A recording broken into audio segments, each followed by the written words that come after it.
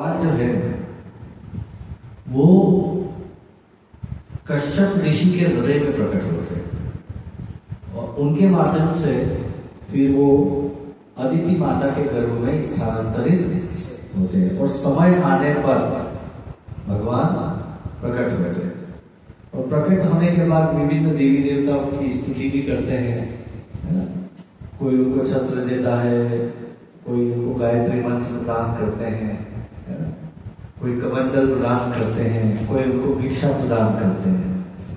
और ये सब होने के बाद में, क्योंकि वैसे देखा जाए तो ये इस स्कंद में भगवान वामन देव जी की जो कथा है वो अध्याय 17 से लेकर के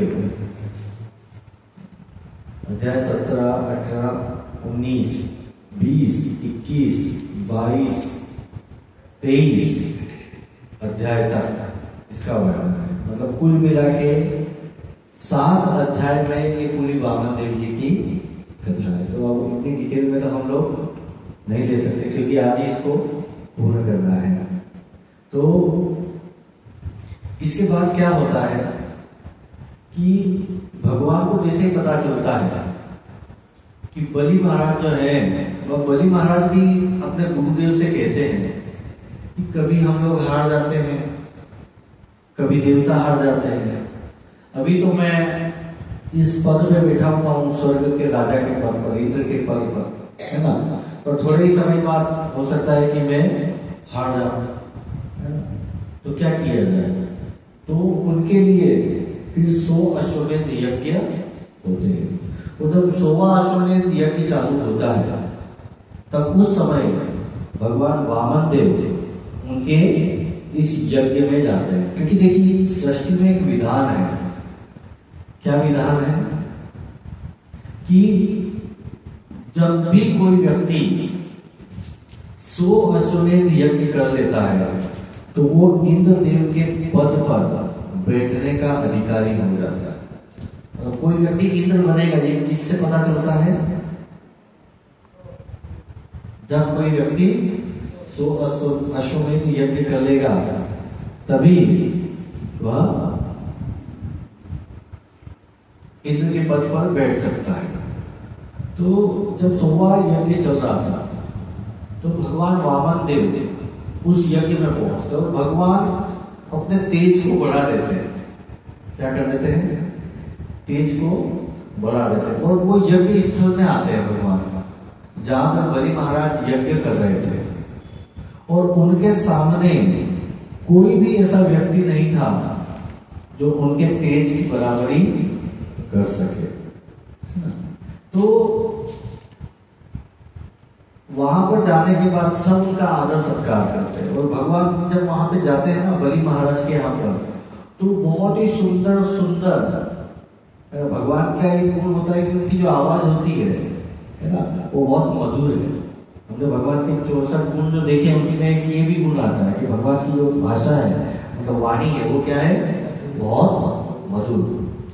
तो भगवान जब वहां पर जाते हैं वामन देव, तो वहां बहुत ही सुंदर तरीके से स्तोत्र गाना चालू करते हैं। वेदों की स्तुतियां, वेदों की जो स्तुतियां होती है वो गाते हैं।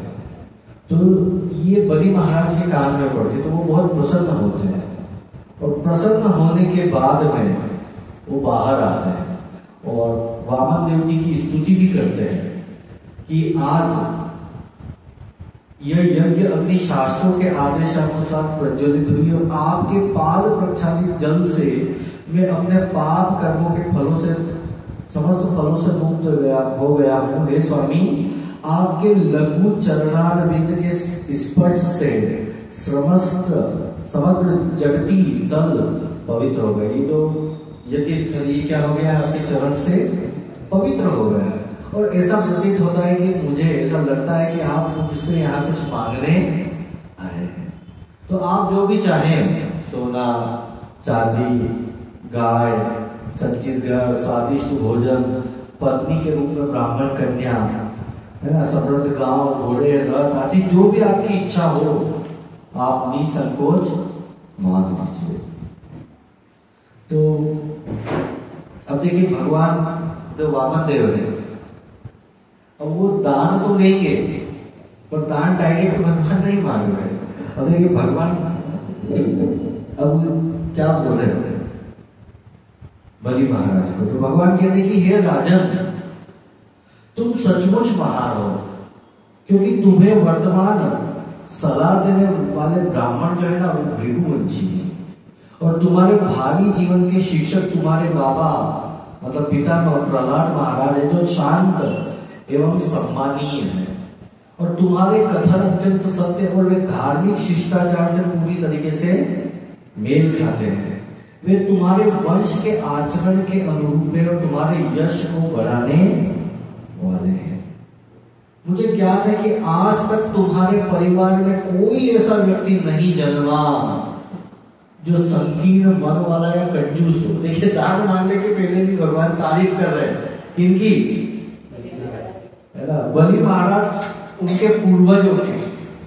किसकी प्रशंसा की भगवान ने पहले? प्रहलाद महाराज। प्रहलाद महाराज के बाद क्या बोल रहे कि आपके परिवार में ऐसा कोई जन्मा ही नहीं है जो कंजूस हो आज तक, है ना।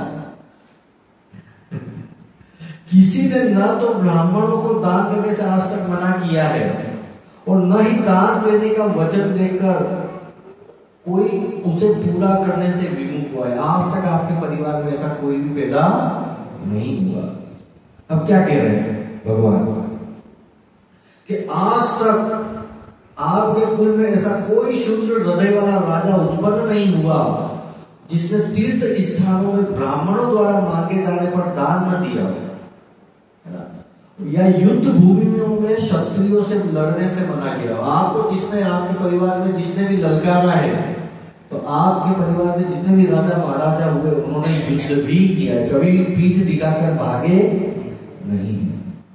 तुम्हारे ही वंश में हिरण्याक्ष ने जन्म लिया, है ना।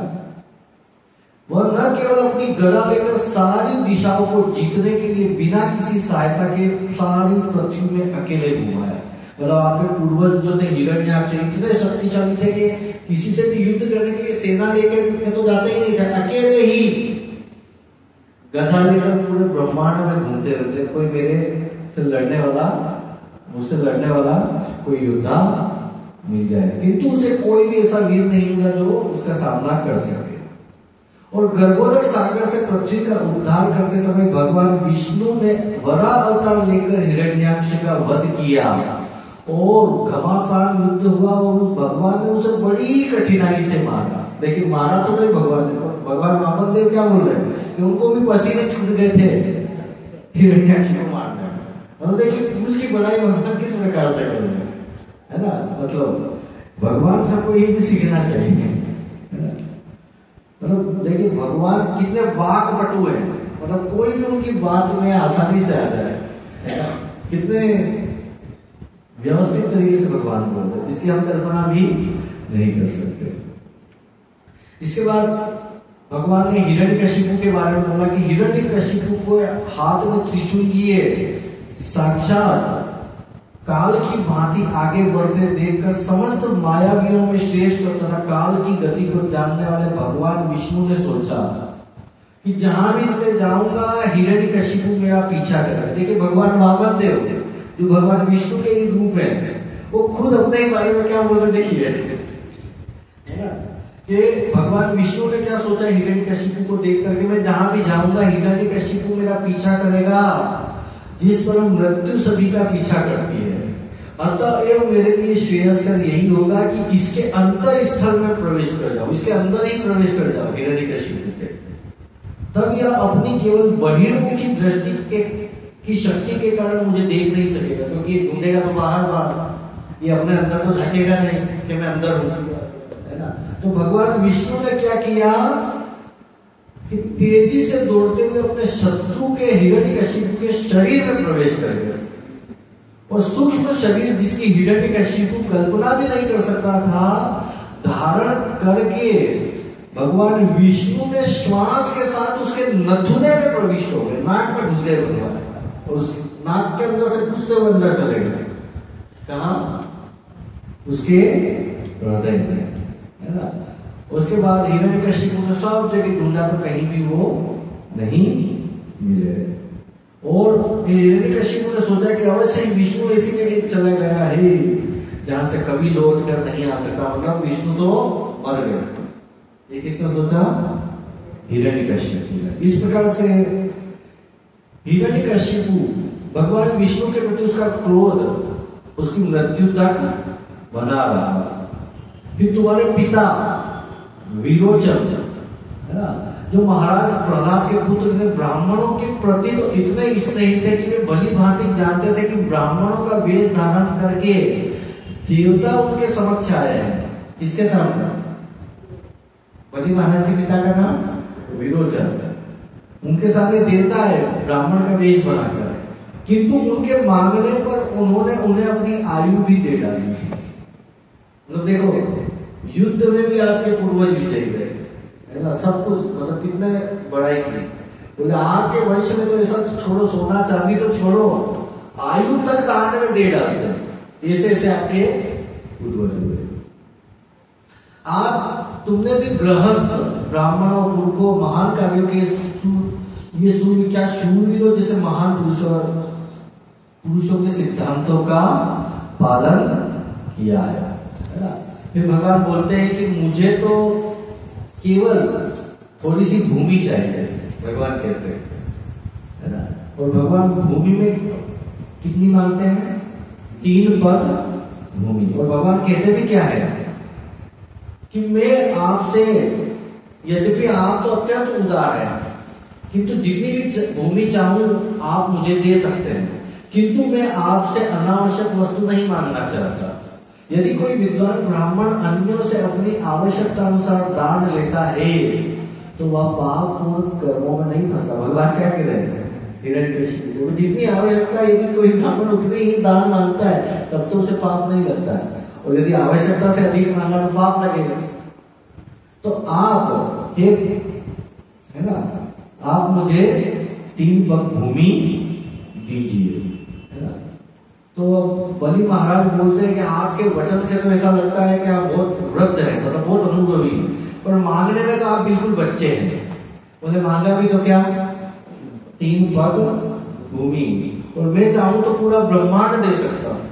अरे मेरे दर पर कोई यदि आए तो वो इतना दान तो उसको मिलना चाहिए कि कहीं वो दूसरी जगह उसको जाना ना पड़े।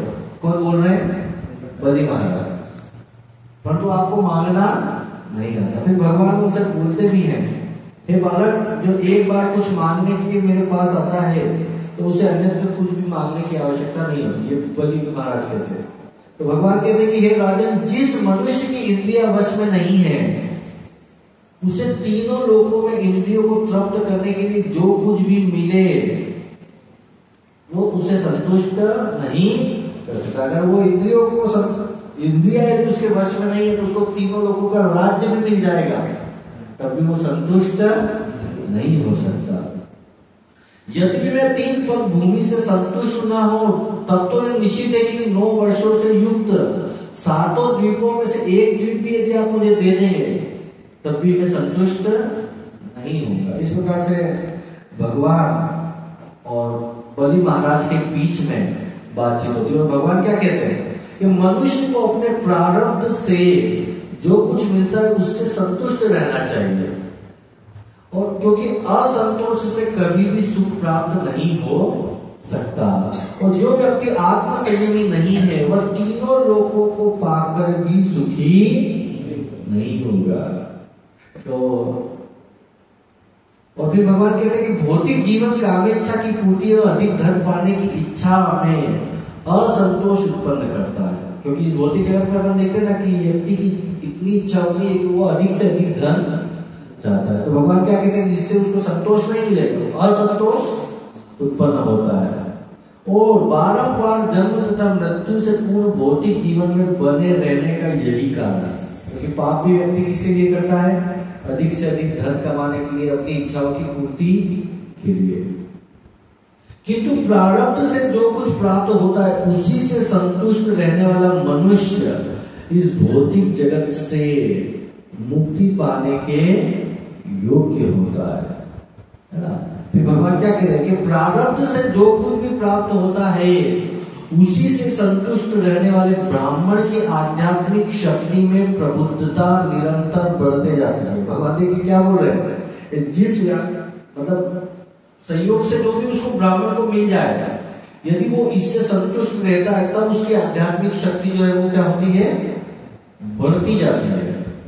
किंतु असंतुष्ट ब्राह्मण की शक्ति, आध्यात्मिक शक्ति उसी तरह क्षीण हो जाती है जिस प्रकार पानी छिड़कने से अग्नि की ज्वलन शक्ति घटती है। तो मतलब इस तरीके से भगवान उनको प्रोत्साहित करते कि नहीं, आप जो बोल रहे हो वो तो ठीक है, परंतु मेरे भी तो ब्राह्मण हूं, तो ब्राह्मण को संतोष का गुण धारण करना चाहिए। और क्यों धारण करना चाहिए इसके विषय में भी भगवान उनको बताते हैं।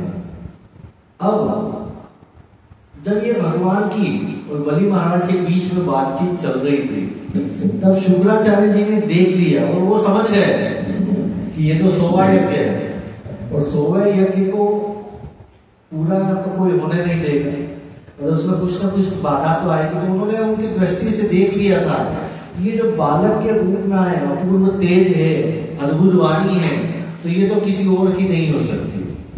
ये जो अद्भुत वाणी है और इस प्रकार की जो बातचीत है, ये तो केवल भगवान विष्णु की ही हो सकती है। तो बलि महाराज को वो शुक्राचार्य जी कहते भी हैं, है ना, क्या कहते हैं कि हे विरोचन पुत्र, यह वामन रूपधारी ब्रह्मचारी साक्षात अव्यय भगवान विष्णु है। कौन है? भगवान विष्णु। यह कश्यप मुनि को अपना पिता और अदिति को अपनी माता स्वीकार करके देवताओं का हित साधने के लिए प्रकट हुआ। ये कोई और नहीं है, ये कौन है? साक्षात भगवान विष्णु। और तुम इनके बारे में जानते नहीं, ये दो पद में ही सब कुछ नाम नहीं है, और तीसरा पैर रखने के लिए जगह नहीं बचेगी, और जब तीसरा पैर रखने के लिए जगह नहीं बचेगी तो तुमको नरक मिलेगा, और तुम्हारा सब कुछ छीन जाएगा। ये तुम्हारी, है ना, भूमि, संपत्ति, सौंदर्य, शक्ति, यश, विद्या सब लेने आए, सब ले लेंगे एक झटके में, और ये तुम्हारा सर्वस्व छीन करके तुम्हारे शत्रु इंद्र को सब कुछ सौंप देंगे। ये भी मालूम शुक्राचार्य जी। तो इसके बाद फिर पूरा बताते हैं, है ना, तुम तो मूर्ख हो, तुमने बहुत बड़ी भूल कर दी है कि तुम्हारे पास फिर इसके बाद कुछ बचेगा ही नहीं, पूरा ब्रह्मांड तो इनको सौंप दोगे तो तुम अपनी जीविका कैसे चलाओगे, है ना। तो सिर्फ तुम्हारे पास साधन ही नहीं रहेगा जीने के लिए, तो फिर तुम जीवित कैसे रहोगे? एक और बोलते हैं शुक्राचार्य जी। और इस श्लोक के तात्पर्य में श्री प्रभुपाद बताते हैं कि शुक्राचार्य जी ने जब देखा, है ना, क्योंकि देखिए शुक्राचार्य जी वास्तव में जो है वो ब्राह्मण वर्ग में पुरोहित है। क्या है? पुरोहित। और ऐसे पुरोहित अपने शिष्यों से दक्षिणा प्राप्त करने में रुचि रखते हैं। पुरोहित इसलिए बताया गया है वो कि क्या प्राप्त करने में विशेष रुचि रखते हैं? दक्षिणा। अब इन्होंने देखा कि जब मेरे शिष्य के पास कुछ रहेगा ही नहीं तो मुझे दक्षिणा कौन देगा? क्या है ना। तो यही अंतर, मतलब इनको बोला जाता है स्मार्त ब्राह्मण, और एक वैष्णव में यही अंतर होता है कि जो वैष्णव होते हैं वो केवल और केवल एकमात्र भगवान की संतुष्टि चाहते हैं। और स्मार्त ब्राह्मण, यहाँ एक शब्द आया स्मार्त ब्राह्मण, मतलब जो अपने ही विषय में सोचे उसको क्या कहते हैं? स्मार्त। तो यहाँ पर शुक्राचार्य जी ने कौन सी भूमिका निभाई? स्मार्त ब्राह्मण की। तो अब जब बलि महाराज ने ये सुना कि ये कौन है? भगवान विष्णु, तो उन्होंने मना नहीं किया। अब बलि महाराज भी क्या कह रहे हैं, है ना। अच्छा, इसके पहले जो शुक्राचार्य जी हैं वो बोल भी रहे हैं कि तुम झूठ भी बोल सकते हो, अपने वादे से मुकर जाओ। क्या करो? अपने वादे से मुकर जाओ। और फिर वो क्या बोलते हैं कि अब जब तुम्हारे पास कुछ रहेगा ही नहीं तो फिर इस स्थिति में अच्छा है कि तुम झूठ बोल दो। और फिर वो इसको क्या, शुक्राचार्य जी उनको बोल रहे हैं कि किसी स्त्री को अपने वश में लाने के लिए चिकनी चुपड़ी बातें करने में, इसमें जैसे पत्नी है उसको अगर वश में लाना हो तो चिकनी चुपड़ी बातें करने में, हास परिहास में, हंसी मजाक में, विवाह उत्सव में, अपनी जीविका कमाने में, मतलब कोई व्यापार कर रहा है उस समय, है ना, प्राणों का संकट उपस्थित होने पर, जैसे प्राण चले जाएंगे, कोई मार डालेगा, उस समय गायों तथा ब्राह्मण संस्कृति की रक्षा करने के लिए, गाय को बचाना है, किसी ब्राह्मण की हत्या होने से बचाना है, या शत्रु के हाथों से किसी व्यक्ति की रक्षा करने में असत्य भाषण कभी भी निंदनीय नहीं माना जाता है। तो ये शुक्राचार्य जी उनको बोलते हैं, तो एक काम करो कि झूठ बोलो, अपने वादे से मुकर जाओ। तो जब इस प्रकार उनके गुरु कुल पुरोहित शुक्राचार्य जी ने सलाह दी, तो थोड़ी देर के लिए तो वो चुप रहे, और चुप रहने के बाद में फिर बलि महाराज कहना प्रारंभ करते कि जो धर्म किसी के आर्थिक विकास, इंद्रिय तृप्ति, यश तथा जीविका के साधन में बाधक नहीं होता, वही गृहस्थ का असली धर्म है। मैं भी यही सोचता हूं कि यही धर्म सही है, और मैं प्रहलाद महाराज का पुत्र हूं। देखिए, अब देखिए, है ना, क्या बोल रहे हैं कि मैं किसका पुत्र हूं, पोता हूं प्रहलाद महाराज का। और जब मैं पहले ही कह चुका हूं कि मैं ये भूमि दान में दूंगा, तो फिर धन के लालच में मैं अपने वचन से किस तरीके से विचलित हो सकता हूं, है ना। मैं किस तरह एक सामान्य वंचक का आचरण कर सकता हूं, और वह भी एक ब्राह्मण के प्रति। असत्य से बढ़कर कुछ भी पापमय कुछ भी नहीं है। इसी कारण से एक बार धरती माता पृथ्वी ने कहा था कि मैं किसी भी भारी बोझ को सहन कर सकती हूं, परंतु तो किसी झूठे व्यक्ति को नहीं। क्या कहती है धरती माता, मैं भारी से भारी चीज को भी सहन कर लूंगी, पर जो व्यक्ति झूठा होता है उसको मैं सहन नहीं करती। फिर मैं नरक, दरिद्रता, दुख रूपी समुद्र, पदच्युत होने या साक्षात मृत्यु से उतना नहीं डरता। क्या बोल रहे बलि महाराज कि मैं किससे नहीं डरता, नरक में जाने से भी मैं नहीं डरता, मैं भले गरीब हो जाऊं, दरिद्र हो जाऊं, मैं उससे भी नहीं डरता, मैं भले दुखी हो जाऊं, मैं उससे भी नहीं डरता, भले मैं पद से गिर जाऊं, मैं उससे भी नहीं डरता, साक्षात मैं मृत्यु से भी उतना नहीं डरता जितना कि मैं एक ब्राह्मण को ठगने से डरता। क्या कह रहे बलि महाराज, लेकिन है ना। और फिर इसके बाद बलि महाराज क्या कह रहे हैं कि हे प्रभु, आप यह भी देख सकते हैं कि इस संसार का सारा भौतिक ऐश्वर्य उसके स्वामी की मृत्यु के समय निश्चित रूप से विलग हो जाता है। अपन देखते हैं ना, भले कोई व्यक्ति अरबपति हो, खरबपति हो, जब उसकी मृत्यु होती है तो उसको उससे वो चीजें अलग होना ही है। रिश्तेदार हो, पति हो, पत्नी हो, कोई भी हो, पुत्र हो, संतान हो, जमीन जायदाद, बैंक बैलेंस, सब उससे अलग होना ही है। तो बलि महाराज ये कह रहे हैं कि ये तो एक दिन अलग होगा ही होगा। अतएव यदि ब्राह्मण वामन देव दिए गए उपहारों से तुष्ट नहीं होते, तो क्यों न उन्हें उस धन से तुष्ट कर लिया जाए जो मृत्यु के समय चला जाने वाला है। जब यूं भी जाने वाला है, अगर इनको नहीं दूंगा तभी मरने के बाद तो जाने वाला है, तो क्यों ना इनको संतुष्ट करके ही जाएंगे धर्म। तो और फिर उदाहरण भी देते कि दधीची, शिपी, अनेक महापुरुष जनसाधारण को लाभ हेतु अपने प्राणों तक की आहुति देने के इच्छुक थे, और इतिहास इसका साक्षी है। फिर इस नगण्य भूमि को क्यों न त्याग दिया जाए, इसके लिए गंभीर सोच विचार कैसा। तो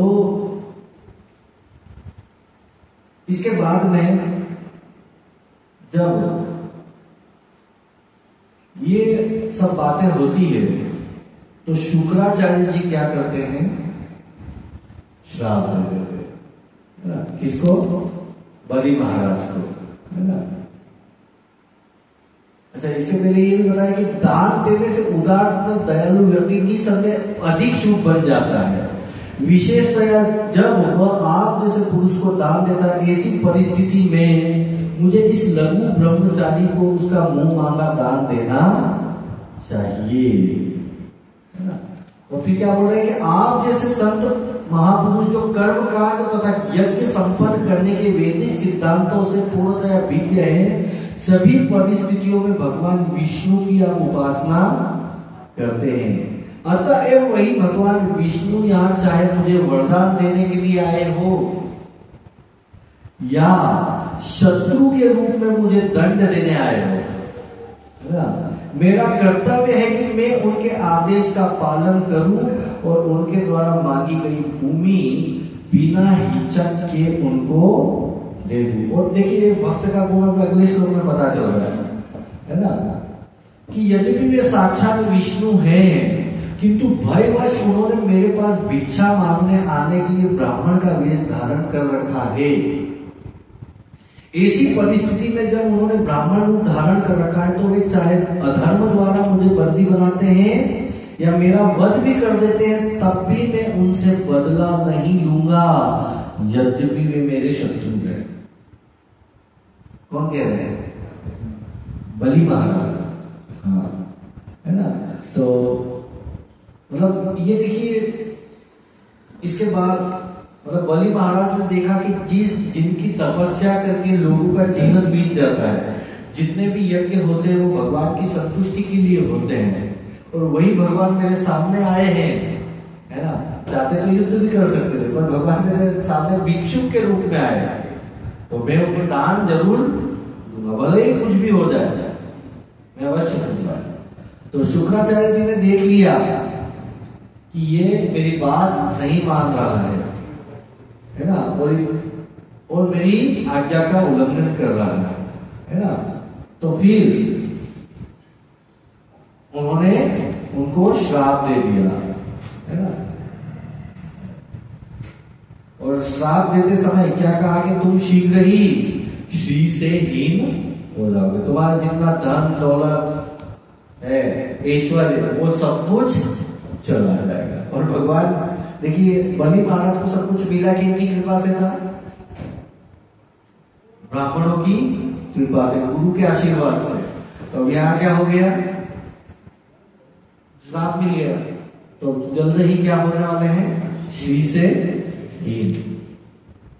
और देखिए, अब देखिए बलि महाराज को जब पता चल गया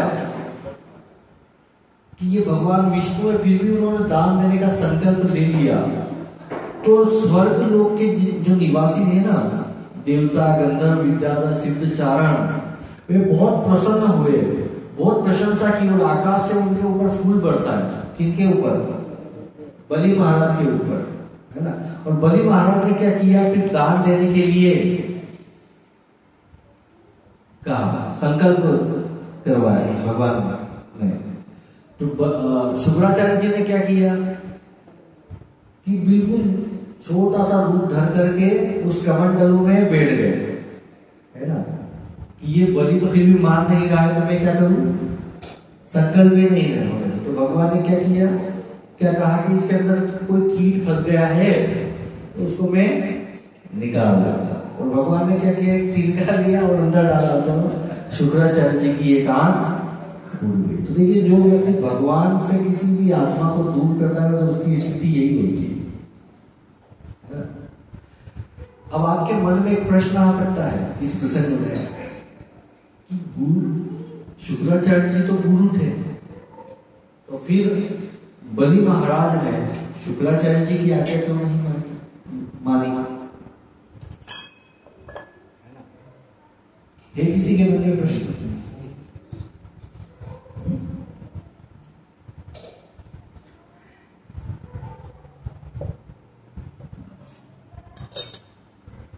उसका कारण यह है कि गुरु किसको कहते हैं? जो वास्तविक गुरु होते हैं, प्रामाणिक गुरु होते हैं, वो किसी भी जीवात्मा को भगवान से मिलाते हैं। गुरु वो नहीं होता जो अपने शिष्य का धर्म ग्रहण करे। गुरु का वास्तविक कार्य क्या है कि जो भी जीवात्मा है जो भगवान से दूर हो गए उनको वापस किससे मिलाना? भगवान से। और जो व्यक्ति जो गुरु ऐसा नहीं करते हैं, मतलब वो फिर कौन से गुरु है? प्रामाणिक गुरु नहीं है, वो कौन से गुरु है? छलिया है ना। और यदि गुरु छलिया हो, भगवान से मिलाने वाले नहीं हो, छल कपट करते हो, तो उस स्थिति में गुरु का भी त्याग किया जा सकता है। किस स्थिति में? जब गुरु भगवान की तरफ नहीं ले जाए, भगवान से उल्टा दूर ले जाए, तो मतलब समझ जाओगे ये गुरु कैसे हैं, है ना, त्याग कर रहे हो। तो इसीलिए बलि महाराज ने क्या किया? क्योंकि बलि महाराज तो देखिए प्रहलाद महाराज के वंश, और भगवान ने तो पहले ही बोल दिया था कि हे प्रहलाद, आपके वंश में जो भी आएंगे ना, मैं उनका वध नहीं करूंगा। इसीलिए तो भगवान जब अदिति माता ने पूछा कि मेरा कष्ट दूर कीजिए, तो भगवान ने क्या बोला कि युद्ध तो मैं नहीं कर सकता क्योंकि मैं मारूंगा तो नहीं। तो फिर भगवान, क्योंकि जो बलि महाराज है वो भी तो भक्त है, और जो इंद्रदेव है वो भी तो भक्त है। अब दो भक्तों के बीच में यदि झगड़ा है तो भगवान उसको कैसे निपटाते हैं? मतलब यहाँ पे देखिए देखने वाली बात है। अन्य यदि एक भक्त है और एक अभक्त है तो भगवान उसका वध कर सकते हैं और देवताओं को फिर से राज्य दिलाते हैं। और यहाँ तो दोनों ही भक्त है, इंद्र भी भक्त है ना। एते चांश कला पुरुष कृष्णस्तु भगवान स्वयं इंद्राणी व्याकुलम, ऐसा कुछ श्लोक है ना, मृण्यन्ति युगे युगे, कि भगवान कृष्ण क्या है? साक्षात भगवान है। और वो इस धरती पे क्यों आते हैं? जब इंद्र के शत्रु बढ़ जाते हैं तो इंद्रदेव को जो समस्या होती है तो उसका समाधान करने के लिए भगवान यहाँ पर आते हैं हर युग में। तो इसके बाद में भगवान क्या करते हैं? अपना विस्तार करना चालू करते हैं। जैसे संकल्प हो जाता है इससे भगवान विस्तार करते हैं, तो एक पग में तो ऊपर के जितने लोग हैं सब नाप लेते हैं। नीचे जैसे नीचे पैर करते तो पूरा नीचे के लोग जितने हैं वो सब नाप लेते हैं, है ना। और बलि महाराज ने उस समय देखा, है ना, क्या देख रहे? भगवान का जो वो विशाल रूप है, तो वो देख रहे हैं कि भगवान मुरारी के हृदय में धर्म है। यहाँ पे आगे की साइड क्या है? धर्म। वक्ष स्थल पर मधुर शब्द है और सत्य है। मन में क्या है? चंद्रमा है। वक्ष स्थल पर हाथ में कमल पुष्प लिए लक्ष्मी जी है। गले में सारे वेद हैं, सारी शब्द ध्वनियां हैं, है ना। दोनों कान में सारी दिशाएं हैं, है ना। और बालों में बादल है, नथनों में वायु है, आंखों में सूर्य है और मुख में चंद्रमा है ना। जीव पर जल देवता वरुण थे, है ना। तो इस तरीके से पूरे शरीर को उन्होंने देखा और देखा कि तलवे में पाताल वगैरह लोग हैं, है ना। उनके कटी प्रदेश में उनके खुद के राज्य को देखा और ब्रह्म लोग सबको देख लिया उन्होंने। इतना भगवान ने विशाल रूप किया, है ना। और इसके बाद में फिर जो बलि महाराज है उनके जो साथी लोग थे, तो उन्होंने सोचा कि जो बलि महाराज है हमारे स्वामी जो है वो तो यज्ञ करने के कारण युद्ध करेंगे नहीं, है ना। और वो कभी भी असत्य बोलेंगे नहीं क्योंकि वो यज्ञ कर रहे थे। तो हमारे स्वामी को हमको बचाना चाहिए। तो उन्होंने क्या किया? भगवान के साथ युद्ध करने लगे, है ना। और भगवान अकेले नहीं है, भगवान के साथ में उनके संगी साथी भी। और देखते ही देखते भगवान के जो संगी साथी है जय विजय नंद सुनंद, इन्होंने क्या किया? जो बलि महाराज के जो साथ में थे असुर, उनका वध करना चालू कर दिया, है ना। तो जब वध किया तो वो अपने साथियों को मना भी कर रहे, करे तुम कुछ मत करो, जो भी कुछ है वो काल प्रमुख है। एक समय ऐसा था कि हम विजयी होते थे और देवता हारते थे, और आज समय ऐसा है कि हम हार रहे हैं और देवता विजयी हो रहे हैं। और ये जो काल है ये तो भगवान के अधीन है, इनके ही अधीन है, हम इनको जीत नहीं सकते। फिर अलग अलग प्रकार से वो फिर स्तुति भी करते हैं भगवान की। और भगवान उनको बोलते भी हैं कि देखो मैंने तुम्हारा एक पग में सब ऊपर के लोग नाप लिए, 2 पग में सब कुछ नाप लिया, अब तीसरा पैर कहाँ रखा? और तुम्हारा जो वचन है वो असत्य हो गया, क्योंकि तुमने मुझे क्या वचन दिया था? 3 पग भूमि देने के लिए, परंतु तुमने 3 पग भूमि मुझे नहीं दी। अब तुमको कहां जाना पड़ेगा? हमेशा हमेशा के लिए नरक में जाना पड़ेगा। तो फिर बहुत सारी स्तुति बलि महाराज करते हैं, तो उसका वर्णन तो बोल नहीं सकते क्योंकि अब समय हो गया है, इसको पूरा भी करना है।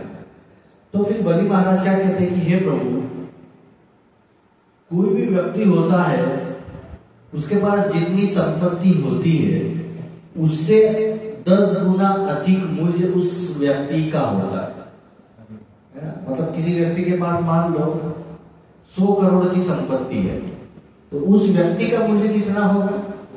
1000 करोड़। तो मेरे पास भले ही कुछ नहीं, पर मेरे पास एक चीज तो है जो मैं आपको समर्पित कर सकता हूं, बोले ये शरीर।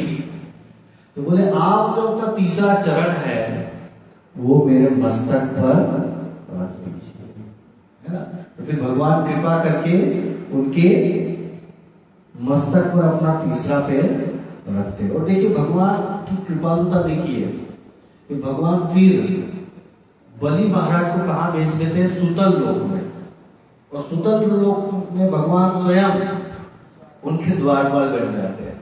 और सुतल लोक में देखिए कोई भी जा नहीं सकता। स्वर्ग से भी ज्यादा सुविधा कहां है मालूम? सुतल लोक में।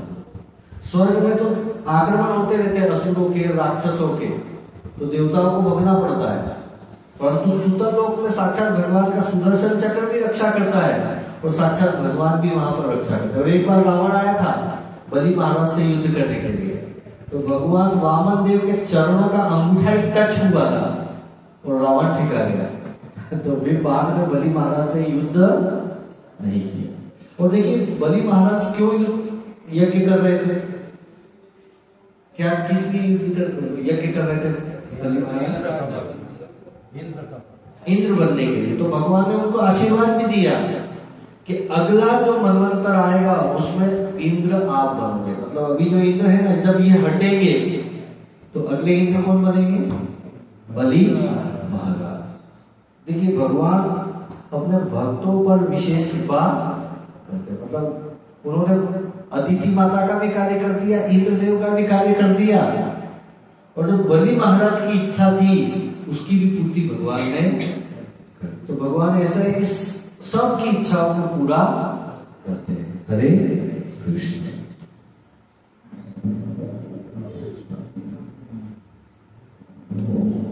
हरे कृष्णा। हरे कृष्णा। तो प्रभु जी बहुत ही सुंदर से हमको बलि महाराज के ऊपर कथा का श्रवण करवाया है। तो एक बार हरे कृष्ण महा